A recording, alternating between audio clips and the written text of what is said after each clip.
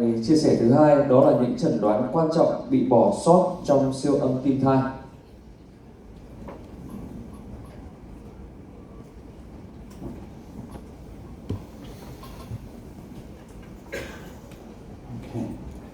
Quý vị dành thêm một tràng pháo tay để giáo sư có thể bắt đầu và chia sẻ với thầy.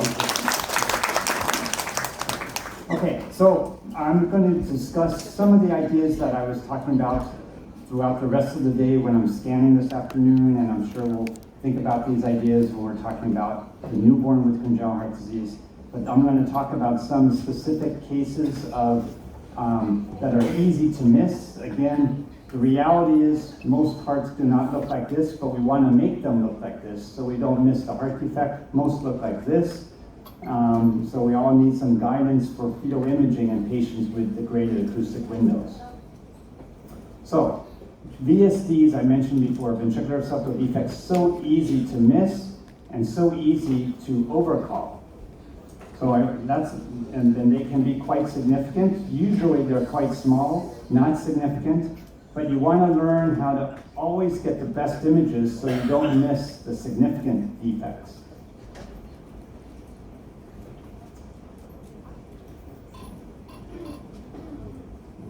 So this on the left, you could see we're parallel. Is that the way we want to look? No, we want to be perpendicular. We have color, but we're parallel. Here we're perpendicular. This is my favorite view, but we still don't see it. But here we put color on and we can see the VSD. So color can be very useful, but also optimizing the image and the angle, especially when we're looking for VSDs. If you optimize angle, even a large subaortic VSD, like malalignment VSD, sometimes you can miss if you don't optimize the angle in the image. So even if here we're perpendicular, but a lot of times the apex is hard to see. A lot of times the baby's arm or head is just and oftentimes the apex is hard to see. For those of you who scan know what I'm talking about. But sometimes there can be very large defects at the apex. Here you can see a large VSD here towards the apex that we missed here. So remember the apex. Here, another fetus. We see muscular VSDs, but we don't see the apex very well. But now when we open up the apex, you can see there's a very large VSD at the apex. So remember the apex when you're looking for VSDs. And also remember to look at the inlet septum. This is the inlet septum and the muscular septum versus the outlet septum. Here's a very small membranous VSD in the outlet septum. Here you can see slowed down this membranous septum. You can see how it moves back and forth. It's covered by tricuspid valve aneurysmal tissue. But if you look closely, you can see there's a VSD there underneath the aortic valve. And here, the same thing. You can see there's aneurysmal tricuspid valve in the membranous septum. So look very carefully at that septum. You may not see shunting by color, but if you do good 2D imaging, you'll see that the septum looks abnormal. It can be easy to miss. Here on the left, it looks like there's no VSD, but with just a little bit more angling up, you see a large membranous VSD right here. So membranous VSDs can be quite challenging to see, and remember not just to look at one plane, move back and forth, very easy to miss. Now TAPVR, this is very interesting, a very interesting case that I learned from that makes it even more scary. All of you know TAPVR is one of the most difficult diagnoses to make.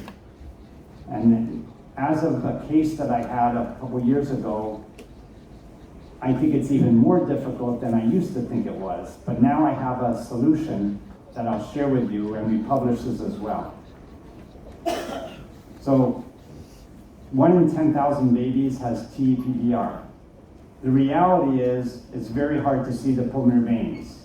That's the reality. Sometimes we're lucky and we can see them very well, like over here. This is a case of hypoplastic left heart with dilated pulmonary veins, very easy to see. And here we have optimal imaging, normal heart, but very easy to see because we've optimized the image and the angle.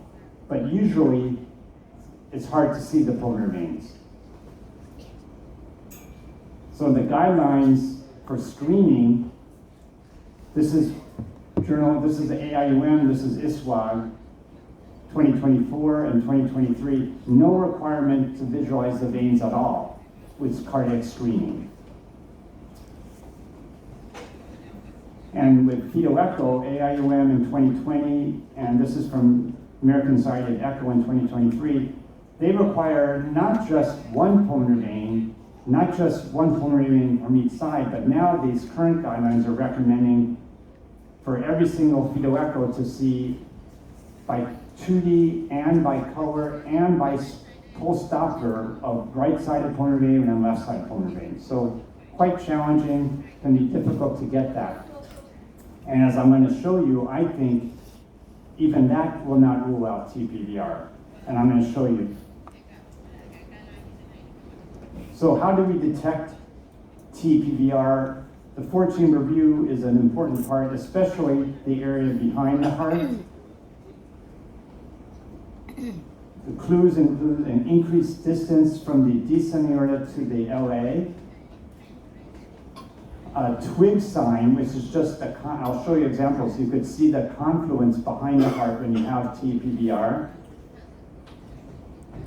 A smooth walled left atrium with no Coumadin ridge or pulmonary veins coming in. Coumadin ridge I'll explain to you, but it's smooth walled. And then right heart disproportion, obviously very non-specific for TPVR. These are some clues for TPVR at the level of the four-chamber view.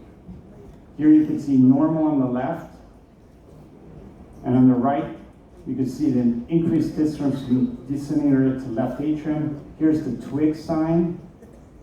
The twig is like a branch in a tree, and the left atrium is smooth walled. Here's another case, normal on the left. On the right, TPVR, big distance, very far from the descending aorta to the left atrium. Left atrium is smooth walled, and here's the twig sign or confluence. Normal on the left, TPVR, twig sign, increased distance. Again, you can see this one, normal here is increased distance, but no twig sign, just because we are not at the right plane. Sometimes you don't see a twig sign. And another way to pick up TPVR is if you look, if you can't see if you're not sure, then you look underneath a sagittal view, you could see the descending vein. This is infradiaphragmatic TPVR. You see the descending vein obstructing the ductus venosus. Here you can see another case, infradiaphragmatic TPVR. This descending vein should not be here. It would flow towards the abdomen and then obstructing in the ductus venosus. And here's another view, another case of TPVR. So this is a descending vein obstructing the ductus venosus. Supracardiac TPVR, a little bit more challenging. But if you come up above the level of the fourth chamber, you'll often see a dilated SVC, maybe a dilated innominate vein as well. And intracardiac, this is a case from my friend Dr. Fatima Pramsanti, also in Bangkok, maternal fetal medicine. Gets beautiful images, but this is a case of TPVR to the coronary sinus. Can be challenging to pick this up, even though we know the diagnosis. So, this is a real case where I learned a lot. This is a case, the mother came to me because the mother had cat-eye syndrome. Cat-eye syndrome is associated with what heart defect? It's associated with TPVR. And she had Cat-Eye syndrome, the mom had Cat-Eye syndrome and TPVR, and the fetus had had an amniocentesis, which demonstrated Cat-Eye syndrome. So they wanted to know, does this baby have TPVR? Very high risk. And you can see here, it looks like maybe the veins are normal here. So here on the left, you could see, make your what you think. Here you can see on the right. And then the further we go, you could see what looks like a right-sided and a left-sided. Left-sided and right-sided pulmonary veins with the color coming in as well. Look to me pretty normal from that perspective. But then imaging a little bit more with color, a little bit higher up, start to see this abnormal flow.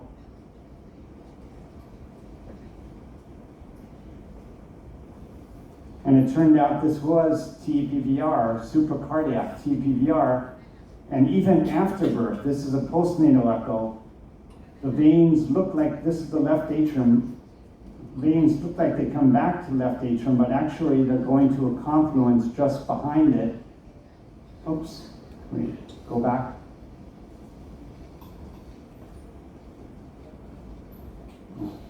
Can you go back with moving?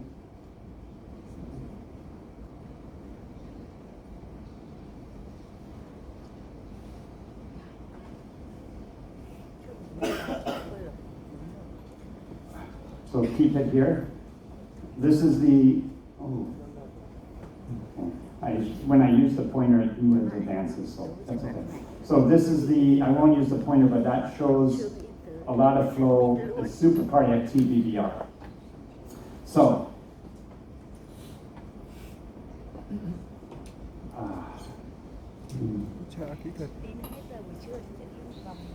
I could use this pointer? Let's see. Oh.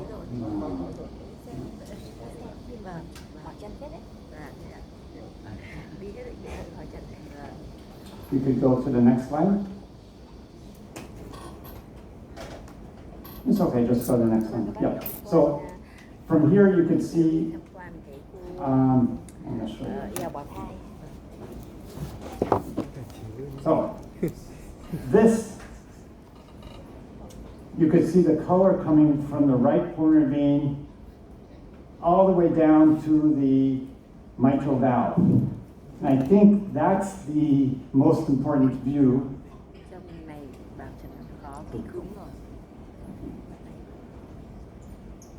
Right here. So you see, get this when you're parallel, relatively parallel, all the way down to the mitral valve. I think, unfortunately, imaging the fetal heart is so difficult already. I never like to add more, but TPVR, even if you see a pulmonary vein coming back to left atrium, it could look, you could see that, and I know that now, you could see that with TPVR. So I think the best way to do it, and now in the beginning this is hard, but after you do this a while, it's pretty easy. I did it yesterday and I'll do it this afternoon, I hope, showing the pulmonary vein coming back, any of the pulmonary veins, but the right lower pulmonary vein is the easiest. That's the one that goes straight down to the mitral valve.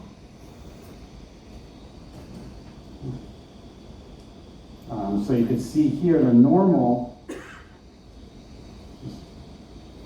on the left. You can see the pulmonary veins coming all the way down. Over here is abnormal. You can see the PFO flow coming, a lot of PFO from right to left, and it looks like the pulmonary vein is normal, but they're actually going to a confluence. So now we'll switch, so very challenging. TPVR is even more difficult than I thought it was before this case. This makes our life a little harder. LSVC to coronary sinus. This is normal on the left. AV canal on the right, because you could see the mitral valve and the tricuspid valve opening. So you know you're at the level of the 4-chamber view. That's important when we're thinking about LSVC, the coronary sinus. Here, some people think this is an AV canal defect because it looks like it, looks like there's a primum ASD, but really notice that the mitral valve is not opening. So you know you're not, either there's mitral atresia also, or you're probably just seeing a dilated coronary sinus. Like here you could see when we go back below the heart, and then at the level of the forward chamber view, it turns into a circle. So this is a nice diagram. Below the level of the forward chamber view, it looks like mitral atresia, but it's just a dilated coronary sinus because of an LSVC. But then you come up a little bit, and you can see the coronary sinus is now a circle, and the mitral valve opens. So whenever you're thinking AV canal, make sure that it's not a dilated coronary sinus. Okay, coarctation of the aorta. This is something we can spend a lot of time on. It's very important and very difficult, but I'll show you what I think is the most important view to making this diagnosis. Coarctation is very challenging. We had 2 cases yesterday in 1 pregnancy of coarctation, but it's very challenging to detect. But quite common compared to TPDR. So in the level of the forward chamber view, the important aspects are the left-sided structure. So the mitral valve, does the LV come all the way to the apex and squeeze well? And then when we get to the aortic valve size. So the mitral valve size, LV size, and is there significant tricuspid regurgitation? Usually with coarct, there is not significant tricuspid regurg, but if you have significant tricuspid regurg, that's a marker. Sometimes you could see pericardial effusion, usually not, but you may. And then here, this is a case of a dilated coronary sinus because of LSVC. If you see an LSVC to coronary sinus, that is a risk factor for coarctation. So when I see that before birth, I always like to get one after birth, to get an echo after birth before the patient goes home. I'm curious if you like to do that generally, but it's a nice thing just to be sure we're not missing coarctation.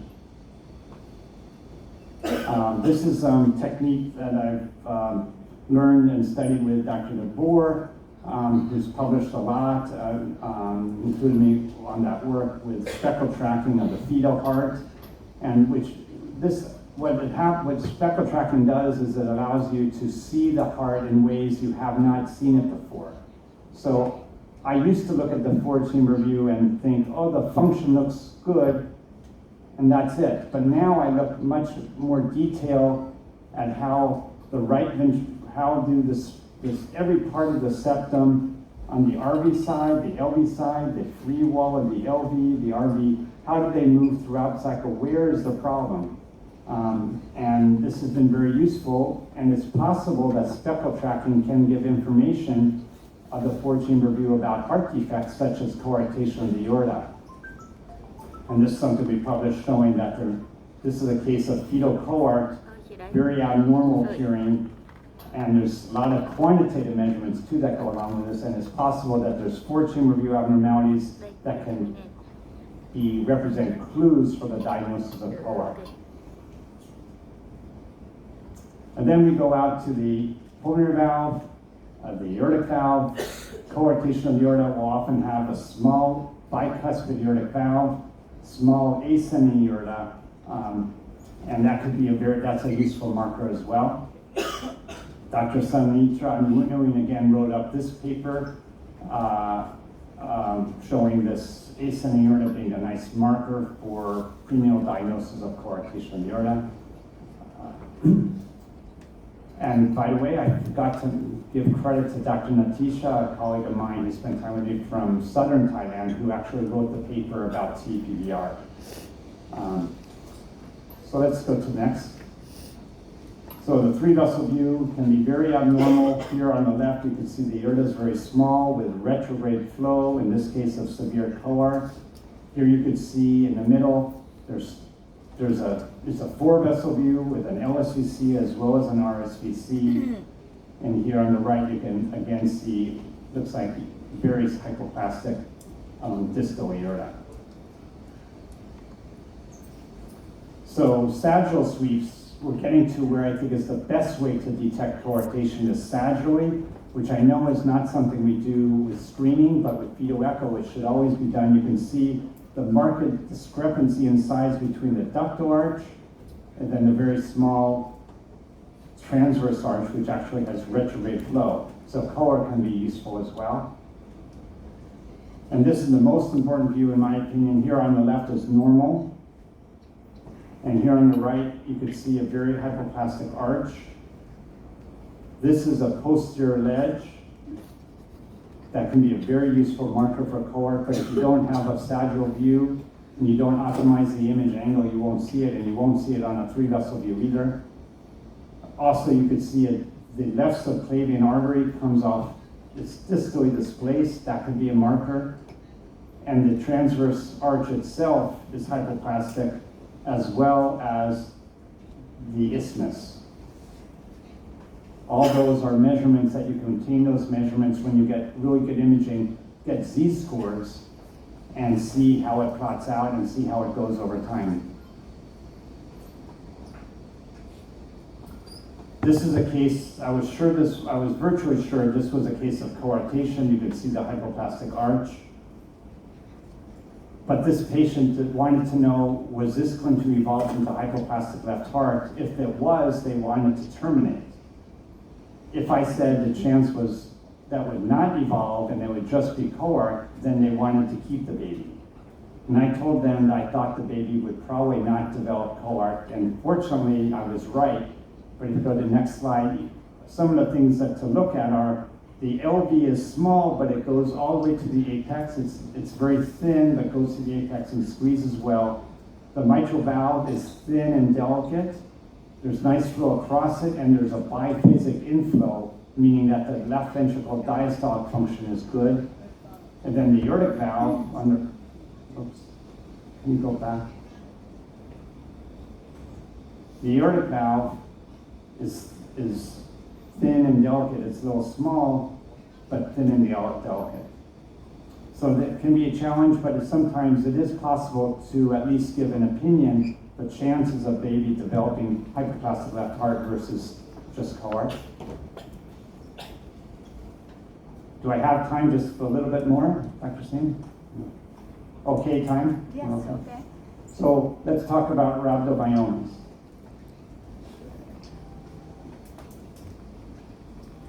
In terms of missed cases, this is an IVF twin that I saw at 23 weeks.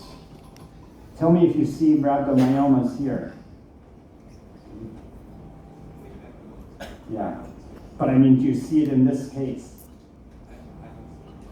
I did not see it, but then you see the baby at 31 weeks.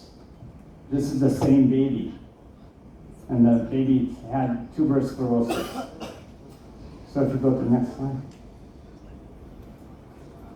So this is 23 weeks to 31 weeks. You could see maybe something here, but very difficult. So in terms of missed cases, it's very easy to miss rhabdo, especially when we look at 18, 19, 20 weeks, because usually they don't develop until 21, 22, 23, 24 weeks. So we look a little earlier, we'll miss them. But even if you look at 22 weeks or 23 weeks, it can be subtle, so that also emphasizes the importance of optimizing the image and looking very carefully. It'll increase the chance. You won't always pick up everything, but it'll increase your chances. And then anti-SSA antibodies. This is a normal heart at 19 weeks, but the mother had lupus and anti-SSA antibodies. The PR interval was normal. We can follow the PR interval, but the function looked normal at at 19 weeks, then came back in 2 weeks with high drops, complete heart block. So this is also very easy to miss because this evolves around 18, 22, 23, 24 weeks, sometimes up to 26 weeks, rarely beyond, usually between 16 and 26 weeks. So many places like to watch these cases very carefully, but it's very controversial how to monitor and whether to treat with dexamethasone, whether to treat with Plaquenil, even beginning the pregnancy. But this is also one of those cases that's very easy to miss mid-gestation. And then I think this is the last case, left axis deviation. Does anyone know the diagnosis already? This is a real case of mine. The apex is directed instead of up here, it's all the way down here is the apex. Here's the spine. So it's all the way back. Extreme left axis deviation. I've seen 2 cases now when the apex is all the way back here, and I know what it is now. Maybe some of you know, but I'll show you. I did not know. We had many cases. It was a very hard image, hard baby to scan, and I couldn't tell what it was. But this is from that fetus. This is a normal fetus. And I was just having a difficult time imaging sagittally, seeing the branch pulmonaris and the ductus. Here on the right, it's very important, I think, from a fetal echo, always to see RPA, LPA ductus. On this case, I saw what I thought was the RPA and the LPA, but I didn't think I saw the ductus. So that was my mistake. Finally, I figured out towards the end of pregnancy that this is the right, but this is the ductus. There was no left pulmonary artery. This was a case of unilateral left lung agenesis. There was no left lung. We don't see that very commonly, but next time you see a heart with the apex all the way pointing to the left or extreme right, think about, are there 2 lungs? This is after birth. This is the aorta. This is the right pulmonary artery. Usually we like to see the left pulmonary artery right here, but there is no left pulmonary artery. So I followed this child, she's over 10 years old now, for pulmonary hypertension, and has actually done very well. So finally, to finish up, so always optimize the image and the angle and focus on structures. Quantitative measurement is useful after you've optimized the image. Use care with counseling the patients. And just remember, fetal cardiac imaging is not perfect. We may miss things, like I missed those rhabdos, missed the Marfans. We all learn, but we need to learn from our mistakes. For a cohort, evaluate left-sided structures, especially the ones closest to the isthmus. Oops.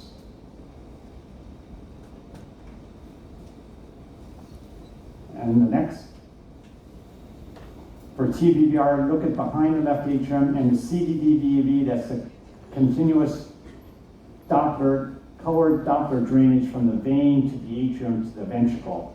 It's an added step, but I think that's what we need to do to rule out TPVR, that or the Coumadin ridge. And then when in doubt, or if you just can't see things well, bring the baby back. Xin cảm ơn.